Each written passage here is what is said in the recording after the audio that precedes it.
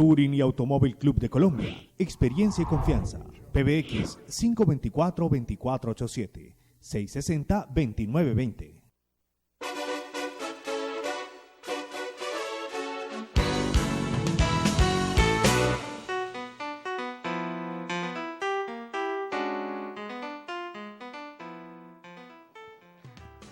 Muy buenas noches, bienvenidos a Cartas sobre la Mesa. Hoy, como habíamos prometido, queremos seguir con el tema de las elecciones, el resultado de la primera vuelta, Iván Duque, Petro, y ahora la segunda vuelta para el 17 de junio, que ya está pues a la vuelta de la esquina.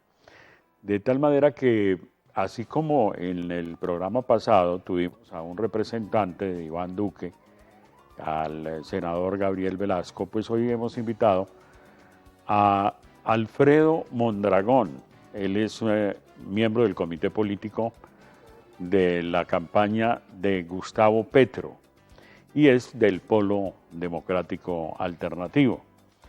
Bienvenido, Alfredo, a Cartas sobre la Mesa. ¿Cómo está usted? Muy bien, Sami. Estoy pues en un empeño junto a diferentes sectores y sobre todo ciudadanías emergentes empeñados en conquistar por primera vez en la historia de Colombia la presidencia para estas dinámicas. ¿A qué llama usted ciudadanías emergentes? Bueno, han tenido como varias denominaciones, ¿no? Se han llamado, Petro lo está llamando ciudadanías libres, otros lo han llamado ciudadanías activas. Es el surgimiento de personas sin partido, a veces ni siquiera sin organización social, que en este momento se han tocado de la política y han sentido la necesidad de salir al escenario público. Si se quiere, son sentimientos guardados, con poca participación y que hoy quieren estar en la escena política y lo hacen, es decir, debatiendo cotidianamente en sus espacios laborales, en sus espacios comunitarios y que tienen un impacto supremamente importante en el curso, digamos, del país. ¿Usted se considera un exponente de esos ciudadanos emergentes? Digamos que yo no sería propiamente la expresión de eso, porque yo desde mis 17 años entré al SENA y empecé a participar de la vida política desde el movimiento social. Entonces digamos que yo... ¿Sindicalista? No soy sindicalista porque nunca he sido trabajador del SENA, he sido parte del comité de estudiantes y egresados del SENA, que junto con el sindicato nos hemos dado a la tarea de defender este patrimonio público, una única entidad en Colombia que brinda formación gratuita hace 60 años. Ajá. Entonces, desde ahí empezamos a participar de las luchas sociales, de la vida política, pero cuando hablamos de ciudadanías emergentes, está vinculado a toda esta especie de contención o expresión popular. Y cuando digo popular no solamente porque sean sectores humildes, digo también son clase media, también a veces son sectores de estratos altos que habían quedado realmente rezagados de la participación pública y hoy quieren y toman la política en su cotidianidad. Deme ejemplos de esas personas de clase media y aún de clase alta que pueden estar dentro de esa denominación del sector popular de la ciudadanía. No, es muy concreto. En la campaña y en términos generales, la clase media tiene una proclividad muy fuerte a reclamar, por ejemplo, las cargas tributarias tan fuertes que le toca que soportar. Vea usted, por ejemplo, en la reforma tributaria de Juan Manuel Santos del año 2012, que le impusieron, se inventaron el IMAN y el IMAS, y casi siempre eran cargas que caían en la clase media, afectando el ingreso. Las clases medias son casi siempre clases o pueden ser con emprendimientos pequeños o medianos empresariales, o pueden ser personas que tienen ingresos porque son trabajadores, pero de un nivel alto en términos profesionales y tienen ingresos muy altos. A esas personas se les ha castigado permanentemente en términos tributarios y emerge una ciudadanía en el sentido de que, por ejemplo, cuando impusieron aquí lo de las megaobras, le provocaba en ciertas clases medias una afectación muy fuerte a sus ingresos, pero también tiene que ver con las clases medias con reivindicaciones tan fuertes como el tema de género. En las clases medias las mujeres han logrado un posicionamiento muy fuerte de su condición de mujer y capacidad transformadora. Y ese tipo de reivindicaciones ha permitido que emerjan, no solamente de la clase media, pero estoy colocando a guisa de ejemplo unos elementos ahí en donde ellos se ubican. Bueno, Alfredo, vamos a poner sobre la mesa los resultados de una última encuesta. La encuesta de Jan Haas para RCN, NTN 24, RCN Radio, sí, RCN Televisión. Salió ayer, es la más reciente. Sí, es la reciente. Iván Duque, 52%. Tenemos que recordar que en la segunda vuelta de estas elecciones presidenciales solo se requiere un voto por encima del otro candidato para ser presidente. Ahí ya no se requiere más del 50%. Sí.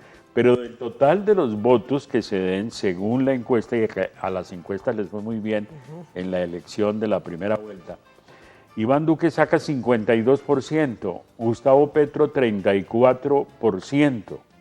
Eso ya es una diferencia de 18 puntos, entre Petro y Duque. Voto en blanco crece y el voto en blanco 14%. Parece responder a unas convocatorias que han hecho o unas declaraciones que han hecho, pero es el mismo Fajardo, que fue el tercero en la votación y que todo el mundo quiere quedarse con los votos de Fajardo.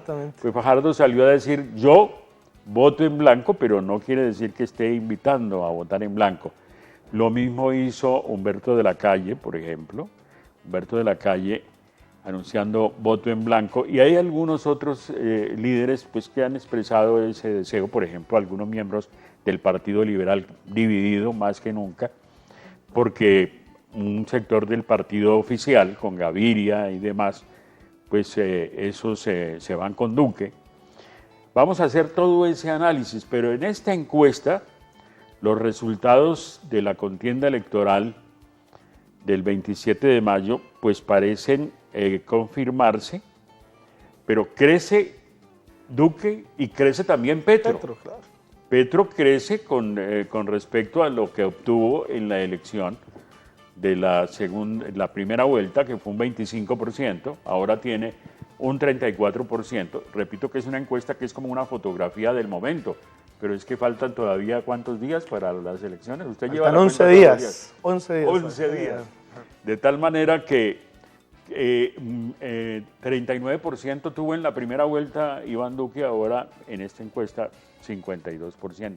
Es una fotografía, eso puede cambiar y faltan todavía 11 días. Pues, ¿usted cómo analiza esos resultados de Iván Duque con su fórmula vicepresidencial, Marta Lucía Ramírez, y de Gustavo Petro con su fórmula vicepresidencial, Ángela Robledo. Angélica es otra. Ángela Robledo.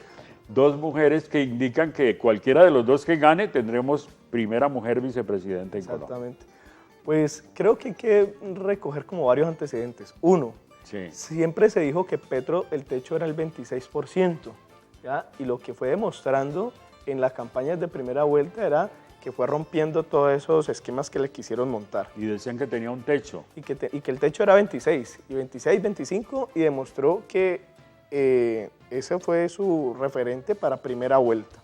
Sí. Entonces, en primera vuelta lo modifica. Lo otro es que Iván Duque ha venido haciendo un ejercicio de mostrar, de hacer casi un show mediático cuando llega Vargas Lleras, que llega el santismo pues a su campaña, después de que no se querían ni 5 ahora vuelven, ya no se echan pullas sobre Odebrecht y nada, sino que ahora son amigos. Pero también llega César Gaviria, pero es que César Gaviria llega, pero no llega con ninguna maquinaria. César Gaviria llega supuestamente a contribuir a la campaña, pero es que los liberales estuvieron todos en primera vuelta. Después de... También, y la maquinaria. Hablando coloquialmente, después de las vaciadas que le pegó a Uribe, ¿no? Sí, no, después de que decía que era despreciable Uribe, ahorita no es tan despreciable. Y se suma también la clientela del partido de la U y todas estas estructuras que se unieron, básicamente esas estructuras se unieron desde primera vuelta. En ese sentido, nosotros creemos que Iván Duque está muy cercano a su techo. Y entendamos algo, pues todos nos podemos emocionar cuando las encuestas nos favorecen, ¿cierto? Y seguramente nos deprime cuando no nos favorecen, pero creo que hay que revisar efectivamente la población votante, digamos, en Colombia. El suceso del 17 de mayo, del 53%... Del 27 de mayo. Del 27 de mayo, perdón, es un hecho pues, que nos alegra porque de las pocas veces en Colombia que ha habido una participación importante. Imagínense, 53% y nos parece muy alta, pero es la realidad. En comparación de los... Apenas es un 53, un poco más del 50. Exactamente. Pero subió sustancialmente. Pero subió, se dice que subió más de 5 millones de votantes. Sí. Yo creo que ahí hay muchos jóvenes. Es decir, se ve que las campañas, todas Motivaron, las campañas motivaron y la gente salió a votar. Sí, y yo creo que hay un elemento ahí muy fuerte y es que los jóvenes salen a votar y en los jóvenes hay un ambiente muy fuerte de cambio. Entonces, ¿qué digo yo? Es posible que los efectos de la insistencia de Robledo, sobre todo de Robledo y los referentes de Robledo, están muy activos en redes sociales, estimulando mucho el voto en blanco. Pareciera que hicieran más campaña por el voto en blanco ahorita que ni siquiera cuando él fue candidato presidencial. A Robledo le tengo todo el aprecio, ha sido uno de los mejores congresistas. No ha sido posible, a pesar de los intentos de Ángela María Robledo, la candidata a vicepresidente, para atraer a Robledo para que cambie esa posición. Yo creo que Robledo no va a cambiar esa posición. A Jorge Enrique Robledo. A Jorge Enrique Robledo.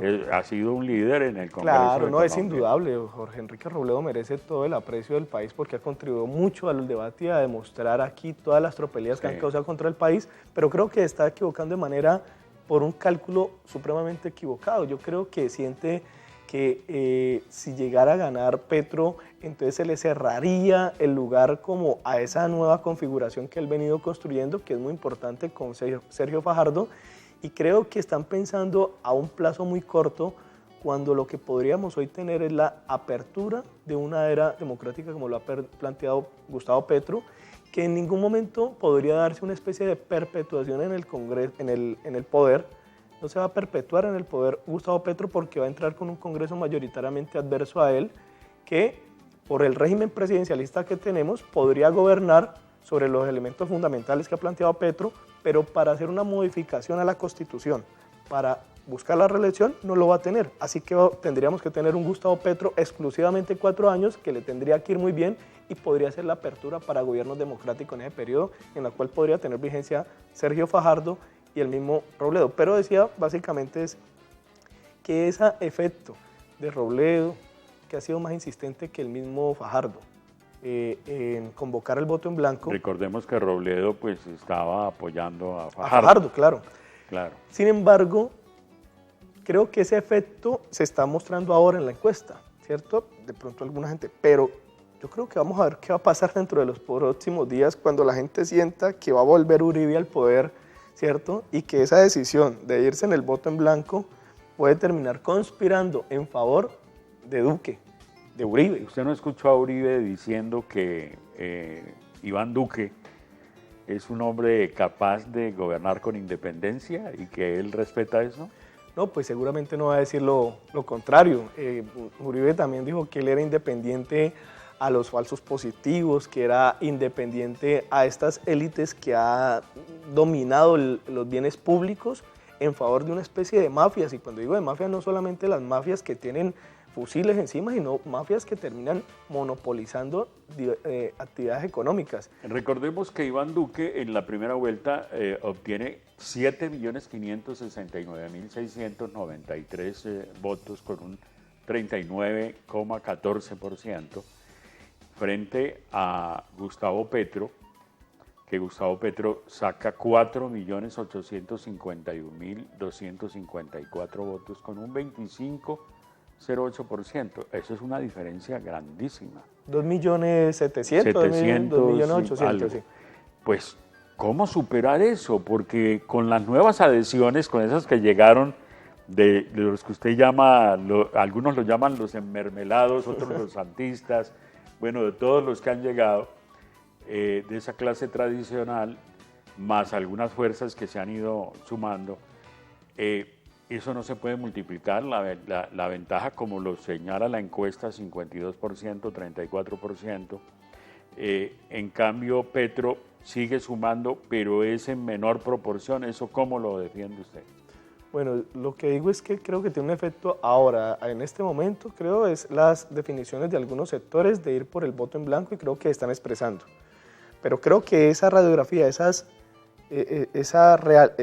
tendencia que quieren marcar las encuestas podría darle un mensaje muy fuerte a esta población que casi en 10 millones de votos marcó su intención de votar por el cambio. Y cuando digo de 10 millones es cuando vemos que los que votaron por Humberto de la Calle, los que votaron por Fajardo y votaron por Petro, eso no puede ser una suma aritmética sin sentido. Lo que hay que es interpretar. Ahí hay una votación por el cambio. Permítame solamente y rápidamente decir que Fajardo sacó 4.589.696 votos, 23,73% de la votación.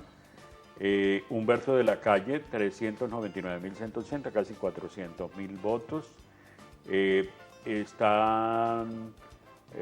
Bueno, hay otras fuerzas que sí no están con Petro, pues que es la idea suya de sumar esas otras fuerzas. Pues hombre, Jorge Antonio Trujillo, candidato del partido Todos Somos Colombia, fórmula Redobando Pinillo, 75.614, ese es el cristiano. Sí. Partido de Reivindicación Étnica, promotores voto en blanco, 60.312, en fin.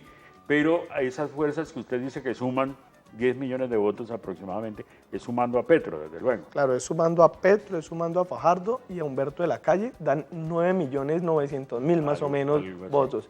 Pero si usted suma a a Vargas Lleras y suma a Duque, no te dan 1.400.000 más 1 millón, son 8.900.000, ni siquiera 9 millones de votos. Si ellos se sumaran aritméticamente, que el eso no gran es cierto. interrogante es el voto en blanco. Claro, entonces lo que yo digo es, si esa suma de los que ya están juntos, y creo yo que es un tope. Pero permítame, Alfredo, tenemos que hacer una pausa y ya seguimos conversando con el representante de la campaña de Gustavo Petro aquí en el Valle del Cauca, Alfredo Mondragón. Continuamos con las cartas sobre la mesa. Alfredo, uno de los hechos que se ha presentado de los últimos que estamos registrando en Colombia, pues además de la consulta anticorrupción que ya fue aprobada en el Congreso, 82 votos en Senado de la República. Tal vez, por ejemplo, en el Centro Democrático se apartó José Obdulio, fueron tal vez Roy, no sé. No tengo claro cuántos pero la verdad, creo que 82, 4 fueron los que se apartaron, algo así. Pero vamos, obviamente esa es una noticia del día, también le voy a pedir que opine, pero antes le quería poner sobre la mesa lo de Ingrid Betancourt. Ingrid anunció que va a votar por Petro. Bueno, eso es parte, digamos, de los fenómenos que están causando, ¿no? Primero, ¿Pero eso trae votos? Yo creo que sí, porque Ingrid Betancourt, a pesar de que se generó una especie de sombra muy adversa para ella, después de que estuvo tanto tiempo secuestrada, uno tendría que decir que ella tendría que estar más en la línea del uribismo, porque estaba en el gobierno de Uribe. La gente está diciendo, pues si Uribe la rescató. Ajá, exactamente. ¿Acaso no se debe a Uribe? Esa es la respuesta de la gente. Exactamente, pero yo creo que la respuesta de la gente también habría que decir es que Uribe la rescató, pero en ese rescate también hubiera podido ella morir como fueron en varios episodios donde hubo intención de la fuerza pública rescatar y terminaron pereciendo los secuestrados o muriendo soldados. Y en este caso también violentando todas las disposiciones internacionales, es decir, la respetabilidad y la seriedad de un Estado, utilizando emblemas de organismos internacionales que son para ayuda humanitaria. Uribe destrozó cualquier tipo de protocolo simplemente para mostrar, no necesariamente que estaba rescatando a alguien, ¿cierto?, para salvarle la vida, sino para mostrar ciertos triunfos que le ayudaran a la opinión pública, porque en varios de esos casos terminaron padeciendo los secuestrados. Y recuerden que había muchos familiares que le rogaban al presidente que no fuera a hacer rescate militar porque lo que había que hacer era un acuerdo humanitario o una negociación de paz para que se eliminara el secuestro, eliminaran ese tipo de prácticas. Anoche estaban en el programa La Noche de NTN 24 cuando se dio a conocer esta encuesta que hemos comentado, la más reciente, y de pronto Holman Mordis, concejal Holman Mordis, ¿sí?, que defiende pues la candidatura de Gustavo Petro, dijo: Gustavo Petro a las 7 de la noche tiene un gran anuncio, y el gran anuncio resultó ser ese, lo de Ingrid Betancourt.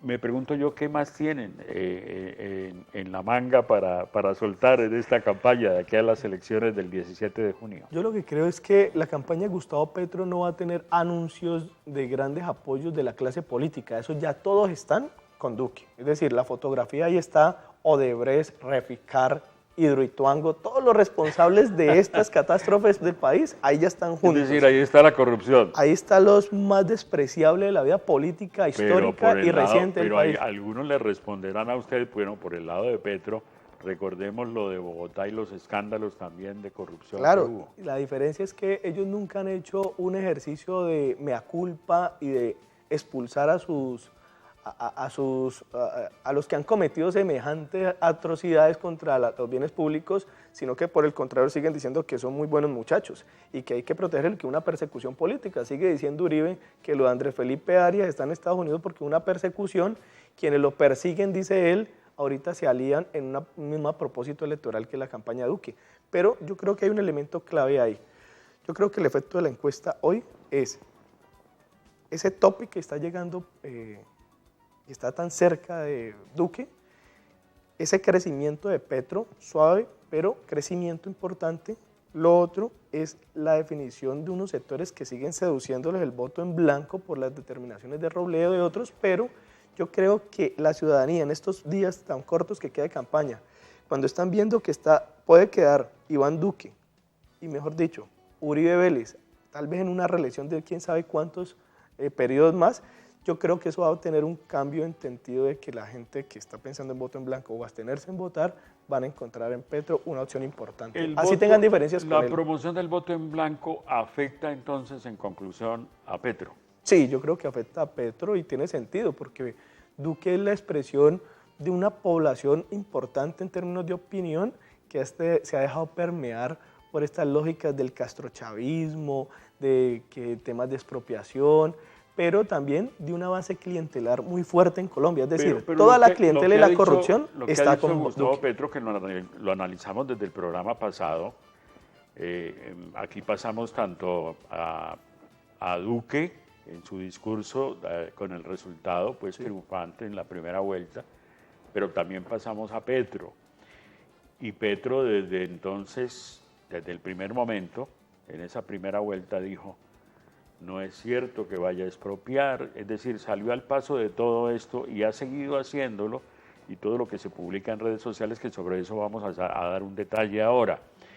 Permítame poner sobre la mesa una de tantas crónicas que se están dando. Iván Duque y Gustavo Petro, los candidatos en contienda, estuvieron dedicados a configurar sus mapas de alianzas. Las adhesiones de esta semana darían amplia ventaja a Duque, pues no solo se impuso por una abultada mayoría en la primera vuelta, 7.569.693 sobre 4.851.254, sino que estos días obtuvo el apoyo de los principales partidos, eso que usted ya mencionaba, sin acuerdos burocráticos con ninguno. Eso no se lo cree nadie. ¿Usted cree en eso? No se lo cree nadie. Eso es como cuando uno escucha a Uribe o a Santos diciendo que va a combatir la corrupción y tiene a Odebrecht ahí en la espalda en sus campañas. Pero bueno, lo mismo pensaría la gente cuando Petro dice: no voy a expropiar, no soy el exponente del castrochavismo, pero eso tiene no una voy a diferencia, imponer el modelo de Venezuela en Colombia. Pero eso tiene una diferencia. Petro ya demostró, siendo alcalde de Bogotá, que teniendo el instrumento, porque es que el instrumento de expropiación en Colombia existe, y es un instrumento de ningún modelo socialista. Aquí no hay ningún modelo socialista. Aquí expropian a la gente del Jarillón, de su negocio o de su tierra, porque viene el gran negocio.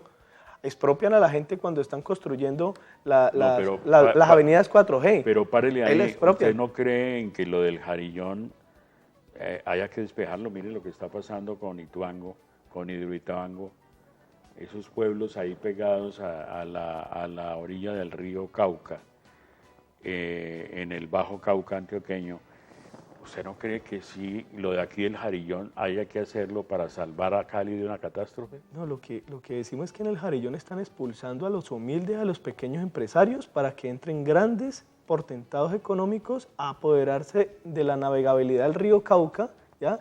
pero a los que los han tenido en la miseria Pero siempre... eso aquí mismo en Cartas sobre la Mesa lo han despejado Claro, muchos. sí, pero lo Y concreto dicen es... que no es así. No es así, no, pues hay- ese es parte del Plan Nacional del Gobierno de Santos, es la navegabilidad del río Cauca como la navegabilidad Pero del río la Magdalena. navegabilidad del río Cauca existe en planes desde hace muchísimos años. Bueno, Desde lo que yo están me des- conozco como periodista. No, lo están Se ha desarrollando tratado ahorita. de rescatar el río Cauca, ¿no? Rescatarlo para la navegabilidad, pero está pendiente rescatarlo para la vida, porque lo que están es cada vez Pero debilitando hay y que matándolo evitar más. que haya gente allí pegada y además habitando un jarillón con filtraciones. Mire lo que está ocurriendo con Hidroituango, Claro. con filtraciones allí de esa presa. Pero lo que está pasando Sí. en Hidroituango es que despojaron a la gente, expropiaron a la gente de su territorio porque iba a venir el desarrollo, hicieron una gran represa.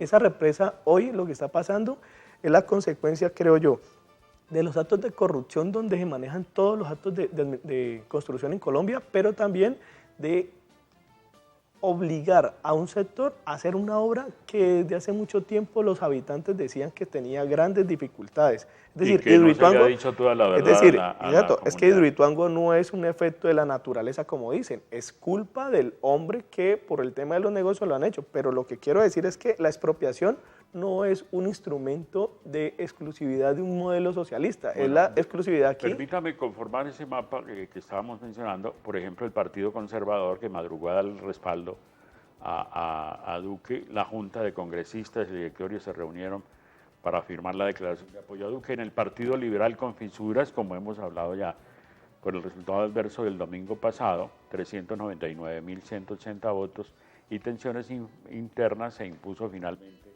la posición de ir con Duque. El expresidente Gaviria, director de la colectividad, ratificó que acompañará al aspirante del Centro Democrático, pero el Polo, y ahí están compañeros suyos dentro del Polo, porque es que el Polo venía dividido para las elecciones en primera vuelta. Sí. El Polo oficializó su acto de adhesión a Gustavo Petro. Estos tres partidos, liberales, conservadores y Cambio Radical, hicieron parte de la coalición del presidente Juan Manuel Santos, por eso se habla de cómo los santistas llegaron allí. El candidato del Centro Democrático tiene además desde la primera vuelta el apoyo de las mayorías cristianas. El partido mira con un caudal cercano a los 500.000 votos y Colombia Justa Libres con una cifra similar. En este juego de ajustes para la segunda vuelta, uno de los principales protagonistas fue la Coalición Colombia. Analicemos qué pasó allí en la Coalición Colombia. Lo que estamos diciendo es que en general en Colombia hay un sentimiento que tiende al cambio. Estaba diciendo ahorita, entre estas votaciones que tienen sus matices porque eran candidatos que puedan tener elementos de identidad, pero también tenían su configuración particular, Humberto de la Calle, Sergio Fajardo y Petro. Si sumamos esa votación, estamos viendo que en Colombia hay un sentimiento de cambio, un sentimiento de cambio constatable. ¿Cuál es el desafío? El desafío hoy no es cuántos de la clase política suma Petro o cuántos Duque. No, Duque ya los tiene todos. Y Petro va a llegar de la clase política muy pocos. Y espero que sean casi que tendientes a cero. Lo que va a suceder es si Petro es capaz de conquistar esa votación del cambio.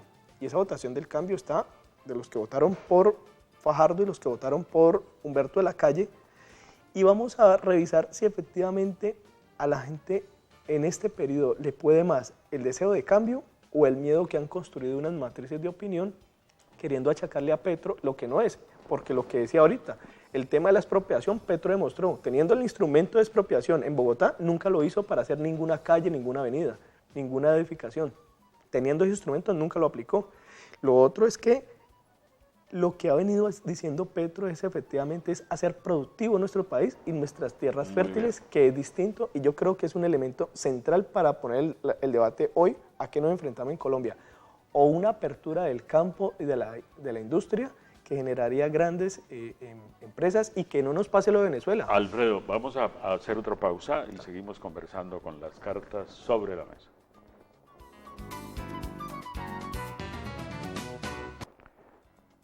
Cartas sobre la mesa. Estamos hablando de las elecciones. Faltan 11 días para las elecciones, el 17 de junio. Bueno, sigamos conversando. Hay facetas humanas que han sido exploradas por los medios de comunicación con los candidatos. Me llamó mucho la atención una con Iván Duque en una entrevista en Pregunta Yamit, que le hizo una periodista, y entonces demostró sus habilidades Iván Duque. Vamos a ver qué fue lo que pasó.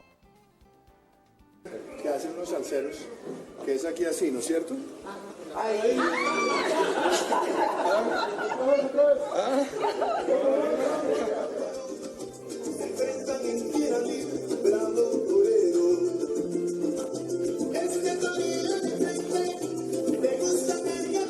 Viajando para Fonseca, yo me detuve en Valledupar.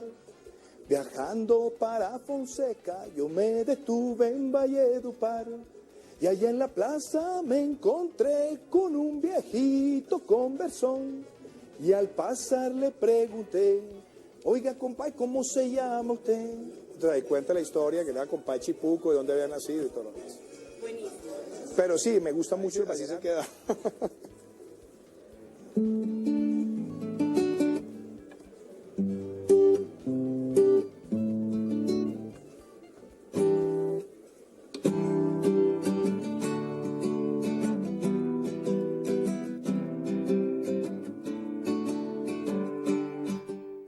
Bueno, Duque ha demostrado que tiene conocimiento, lo acusan de no tener experiencia y ser un hombre joven. Él dice que habrá un cambio generacional, así lo dijo en su discurso del triunfo en la primera vuelta. Y realmente tiene estas facetas que se aproximan más a la gente. Me pregunto yo, Gustavo Petro, mire, lo único que pude encontrar fue este semblante humano que presentó el padre Linero y que vamos a presentar aquí también en Cartas sobre la Mesa. El padre Linero en Blue entrevistándolo. Un luchador, eso ha sido, digamos, desde 15 años, 14 años, que tuve ya inclinaciones, digamos, de tipo político en mi colegio secundario, colegio público. Y desde ahí para acá no he hecho más en luchar, digamos, en circunstancias difíciles, varias veces, muchas, difíciles de resistencia, llamémoslo así. He sido un resistente, como es la mayoría del pueblo colombiano, un resistente. Y eso ha hecho un poco lo que soy, ¿no? Digamos, con coraza para resistir. He tratado de que no perder la sensibilidad. He luchado por eso, mucho. Y he luchado por no perder la profundidad teórica, las ideas, desde el punto de vista siempre del libre pensamiento. Porque, digamos, en la dureza misma de la vida, uno puede perder sensibilidad y puede perder contacto con la teoría, con el estudio.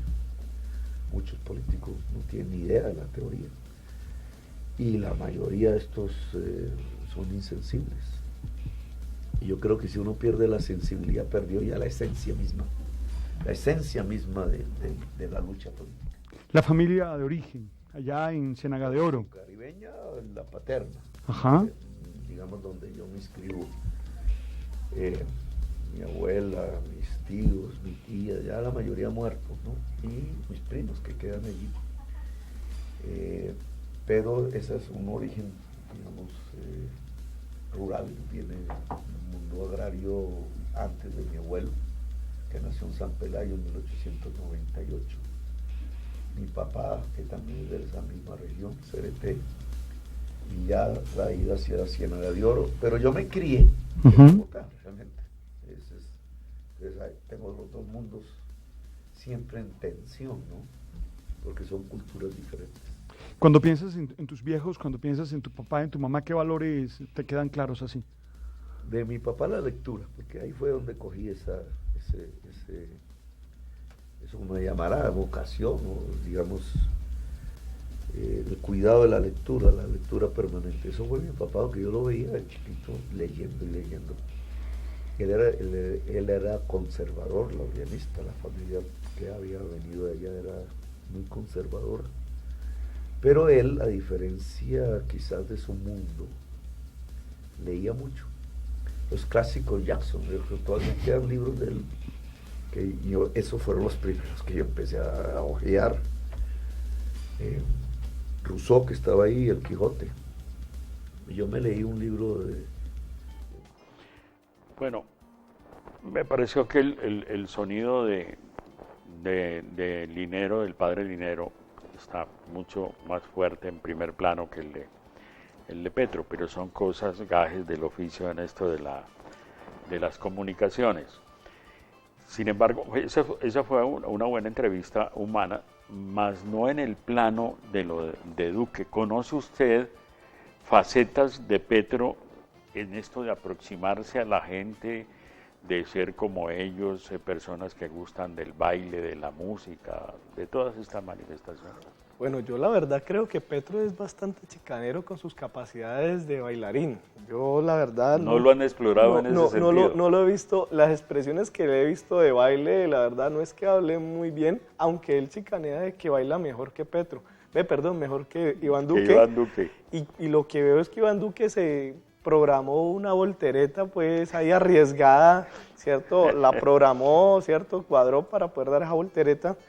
Pero también hay una buena referencia, hay una buena canción por allá que se llama Iván y sus Bambán, que también expresa bastante. Yo creo que lo de Iván Duque o la política hoy se está haciendo muy al nivel de show, ¿no? Un show, ¿cierto? De un reality, de cómo te... Pues, ¿Usted cree que eso cuenta, que eso mueve? Claro, eso mueve, por eso lo hacen, entonces... Porque si uno analiza lo fundamental, como dice el mismo Gustavo Petro, frase que fue acuñada por Álvaro Gómez Hurtado, pero es que ahí habla pues de dónde viene ese conocimiento de Álvaro Gómez Hurtado, porque es que sus padres, el papá más concretamente, que tengo entendido, ¿era conservador o la mamá? El papá era laureanista. Y ahí, mire, se nutrió de todo eso, que es lo que debe ser el ser humano. El ser humano debe diverso. De la diversidad. Sí, exactamente. Y luego tomar una política, definirse, pero debe estar enterado de todo, y de la ideología conservadora, ideología liberal.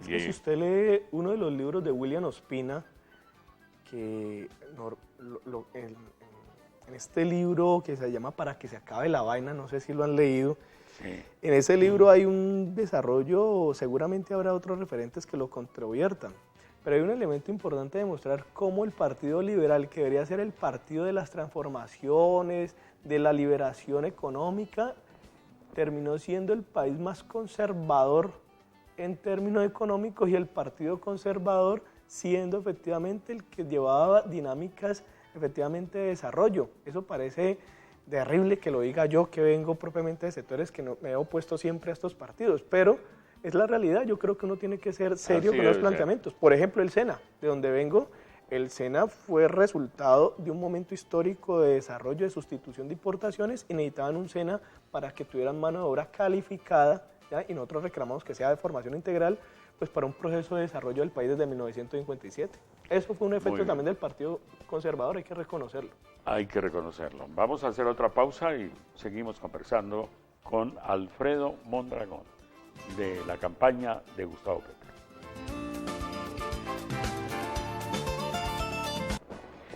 Cartas sobre la mesa. Bueno, llegamos al segmento final. Tenemos poco tiempo, pero vamos a aprovecharlo. Empecemos.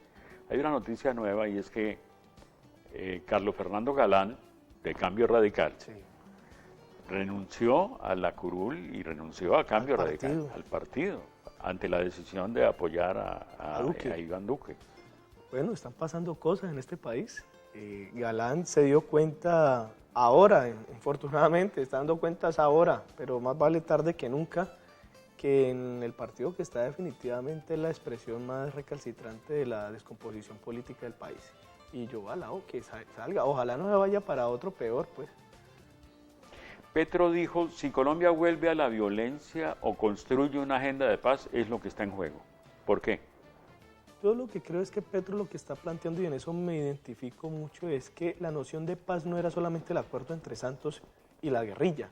La posibilidad de paz es que el país tome otro rumbo, un rumbo que tiene que ver con enfrentar fenómenos supremamente detestables en el país como la corrupción y la deuda social, la desigualdad social, Creo que en esa perspectiva de paz lo que está planteando Petro es eliminar esa corrupción que está carcomiendo nuestro Estado colombiano, pero además las posibilidades de que el país emprenda un sentido de igualdad social. Ha reiterado mucho que Colombia está ante la posibilidad histórica de cambiar el país y a despejar los temores que existen entre sus opositores sobre los riesgos que podría significar una eventual presidencia suya.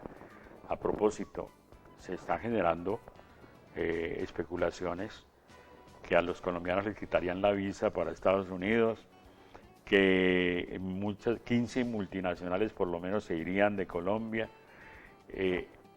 ¿Eso cómo lo ve usted? Esto es parte, digamos, de la guerra de la excesiva información que circula. Hoy no tenemos la dificultad de la circulación de información, sino la excesiva circulación, y en eso... Y dentro de la excesiva también falsas noticias. Exacto, ¿no? Permanentemente, lo que está en un momento de posverdad, pues que le están hablando, pero lo que sí hay que decirle a la gente es que hay que revisar. Petro básicamente lo que está diciendo es el programa de Naciones Unidas con sus objetivos de desarrollo sostenible. Si ustedes revisan esos 17 objetivos que antes de llamar los objetivos de desarrollo del milenio, que lo adoptan decenas de estados en el mundo, pues lo que está diciendo es básicamente el fin de la pobreza, cero hambre, salud y bienestar, educación de calidad, igualdad de género, agua limpia y saneamiento básico, energía, equilibrio no contaminante, trabajo decente y crecimiento económico, industria, innovación, reducción de las desigualdades, es decir, 17 elementos que lo están compartiendo todos los estados, la mayoría... ¿Pero va contra la propiedad privada? Ninguno. No, pues que son objetivos de desarrollo del milenio que lo asumen países capitalistas referentes del capitalismo en el mundo, sino que son elementos básicos. Eso es básicamente el programa de Gustavo Petro. Revisémoslo de principio a fin. Está diciendo eso, elementos básicos. Lo que pasa es que sí creemos que lo que va a romper Petro es 200 años de vida republicana en donde siempre ha habido unas élites gobernando. Y esa es la discusión. El objetivo no es expropiarle a los ricos, sino enriquecer a la gente pobre. Sí, él no está diciendo acabar a los ricos y no acabar a los pobres, y acabarlo en el sentido en que emerja una dignidad. Fortalecer la clase media en Colombia. Fortalecer la clase media. Si logramos con Petro que haya una diversificación económica en el país, vamos a tener la posibilidad de aprovechar todas nuestras ventajas comparativas y competitivas para que haya crecimiento económico, pero con redistribución, no que terminen quedando 2 o 3 familias que ni siquiera viven en Colombia apoderándose de toda la riqueza que producen los colombianos. Así que esto es una posibilidad real para, además, fortalecer sectores empresariales que siempre han estado por allá tirados en un rincón, como los sectores pequeños y medianos. Y vea, en Cali, más del 98% de las iniciativas productivas en Cali empresariales son pequeñas Alfredo, y medianas. Prometimos un concepto suyo sobre la consulta anticorrupción que pasó en el Congreso. Bueno, yo creo que es una consulta que ha sido realmente, o sea, yo aplaudo que ayer se haya votado, pero realmente ha sido saboteada la consulta. Eso es lo central que quiero decir. No quisieron, ¿cuántas miles de personas nos llegaron el 27 de mayo y el 11 de marzo pidiendo el tarjetón de la consulta porque les interesa afectar, digamos, unos ingresos exorbitantes congresistas? Advierto que no se votaría el próximo 17 de junio, sino el 2 de septiembre Es el cálculo de ellos, es que ellos saben que si tiraban la consulta anticorrupción en estas elecciones iban a afectar seguramente a muchos de esos partidos. Pero ya están cuestionando que muchos de esos puntos, por ejemplo, el bajarle los salarios a los congresistas no serían posibles constitucionalmente, porque tendrían una revisión constitucional y ahí se caería eso. Entonces, ¿para qué gastarse 200.000 millones de pesos en una consulta que no va a servir? Yo lo que creo es que más allá del formalismo jurídico, yo creo que hay que ver el sentimiento y disposición social. Pero también para decirle a la gente, a mí sí me parece que es posible que los congresistas evidentemente tienen unos salarios muy altos en comparación de otros estados, pero también la gente hay que decirle, el porcentaje del funcionamiento del Congreso no representa ni siquiera el 1% del presupuesto nacional de la nación, ni siquiera el 1%. Muy bien. Así que tenemos que disputarnos el presupuesto general hacia dónde va a ir. Bueno, Alfredo, muy brevemente presentemos a Alexander López anunciando pues su apoyo, porque él inicialmente no estuvo, ya estaba apoyando a Gustavo Petro. Va a pasar el 17 de junio. Vamos a elegir al presidente y a la vicepresidenta de la República. Y esa decisión la tomamos como adultos. La única forma que tenemos nosotros para cambiar toda toda la tragedia que ha vivido Colombia es votando por la Colombia humana, por la Colombia que hoy representa Gustavo Petro y Ángela María Robledo como vicepresidenta. Creemos que todos estos 200 años de historia que nos llenaron de violencia. Bueno, tenemos poco tiempo, entonces usted está muy interesado, y lo comprendo, en destacar al Valle del Cauca. ¿Cómo le va con esta campaña? Bueno, el Valle del Cauca, pero quiero dar referencia un poco a Cali por el tiempo. En Cali, Gustavo Petro gana en los sectores del distrito de Agua Blanca, y quien queda de segundo es Fajardo. Y en las otras comunas como la 4, 5, 6, 7, 8, 9, 10, 11... En el consolidado de Cali ganó Fajardo, ¿no? En el consolidado de Cali gana Fajardo, pero quiero señalar algo. Las votaciones de sectores de clase, digamos, estrato 3 para abajo, incluyendo y particularmente el distrito, gana Gustavo Petro. Esa sumatoria de votación creo que es muy proclive a votar por Gustavo Petro, es decir, sectores laboriosos, sectores de académicos, sectores populares, vieron en Fajardo y en Gustavo Petro una opción de cambio, y creo que en esos sectores, que la mayoría de la población en Cali, Petro puede seducir demasiado a estos sectores. Por eso la gente está en los barrios en estos momentos recorriéndola todos los días, hablando con la población. En donde vamos a tener más dificultades, vea usted, es seguramente en la Comuna 2, donde hay una votación, sí, muy amplia para Duque y muy amplia para Fajardo, pero digamos que es una población a la cual queremos poder llegarle, decirles que vamos a una transformación, a una posibilidad de crecimiento del país, pero que de todas maneras es una población más pequeña. Creemos que en el conjunto de la población caleña y vallecaucana hay grandes posibilidades de que Gustavo Petro se alce con esta votación. Bueno, eso de las universidades que se cerrarían, las universidades privadas, por lo del ICETEX, que Petro acabaría con el ICETEX. No tenemos mucho tiempo, pero en pocos segundos. ¿Qué dice Lo usted? que hay que decir primero, Gustavo Petro no está planteando acabar las universidades privadas, lo que está diciendo es fortalecer las públicas, y en ese sentido hay que decirle a la gente, a través del ICETEX... Pero dice el rector del ICESI, Francisco Piedrahita, que más del 50% de los estudiantes tienen crédito de ICETEX. Bueno, lo que le tiene que preocupar a Piedrahita es que se esté cooptando, las universidades privadas estén funcionando con dineros públicos, porque es que el ICETEX funciona es con lo de los impuestos de la gente, que después se lo devuelven en deuda con el ICETEX. O, por ejemplo, lo de Pilos Paga son 800.000 millones de pesos para formar a 40.000 estudiantes en el país, mientras que a las públicas le entregan 3.7 billones y tienen que formar 1 millón. Así que eso no se justifica. Así que hay que recuperar el presupuesto para la educación pública como un derecho. Alfredo Molano, de la campaña... Mondragón. Mondragón. Alfredo Mondragón, de la campaña de Gustavo Petro, aquí en Cali y en el Valle del Cauca. A ustedes, amables televidentes, gracias por la sintonía, y si Dios quiere los esperamos el próximo miércoles, 7:30 de la noche, Canal 14, repetición jueves, 8:30 de la mañana. Felicidades a todos.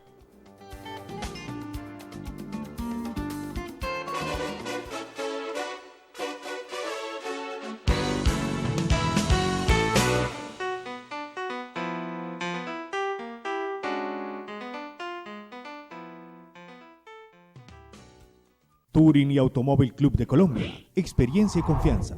PBX 524-2487. 660-2920.